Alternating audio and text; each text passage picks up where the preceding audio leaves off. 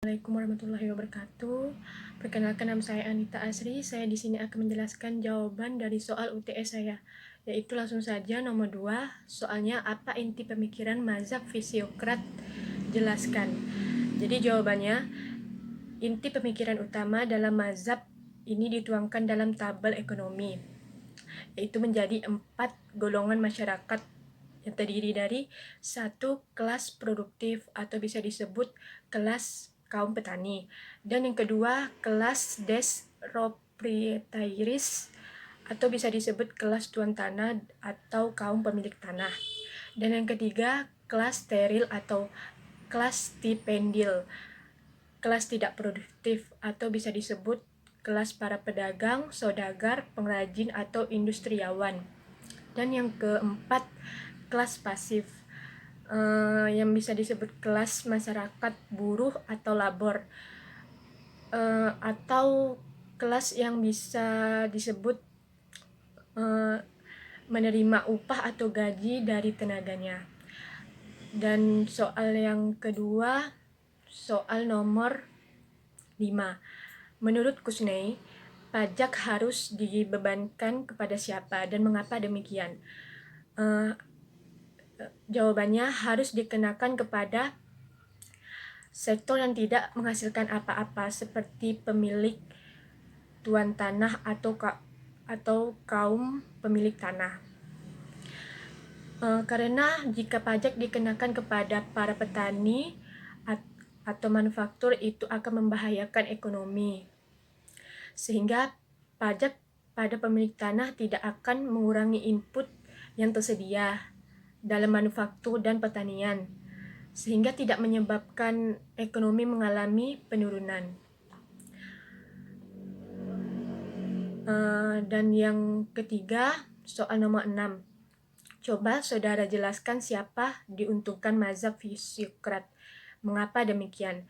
Jawabannya, yang diuntungkan dalam mazhab Fisiokrat yaitu buruh.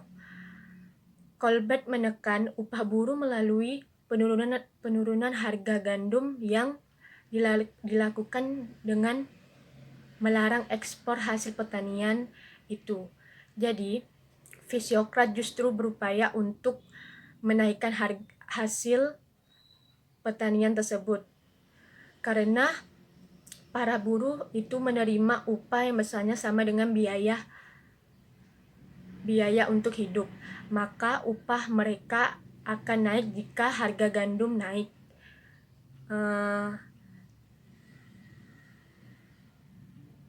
Menurut mereka, tingginya tingkat harga tidak ada artinya bagi kesejahteraan kaum buruh.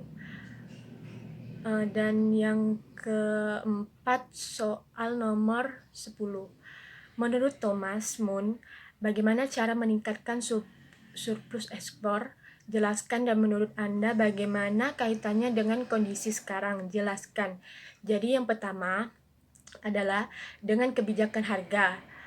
Moon menginginkan ekspor dijual pada tingkat harga yang terbaik, yaitu harga yang menghasilkan kekayaan atau pendapatan yang paling banyak dan tinggi.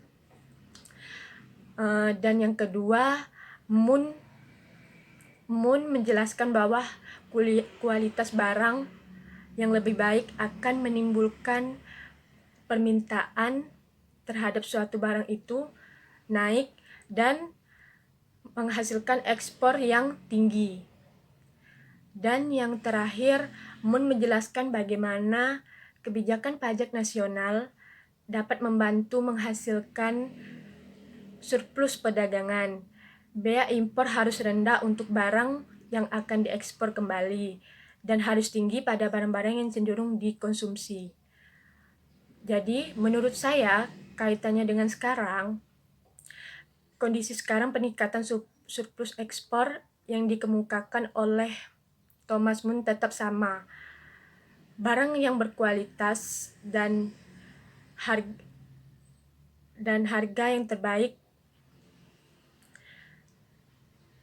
mengalami peningkatan, contohnya di Indonesia sebesar 13,72 miliar dolar lebih tinggi dibandingkan nilai impor sebesar 10,46 miliar dolar. Sekian dari penjelasan saya. Assalamualaikum warahmatullahi wabarakatuh.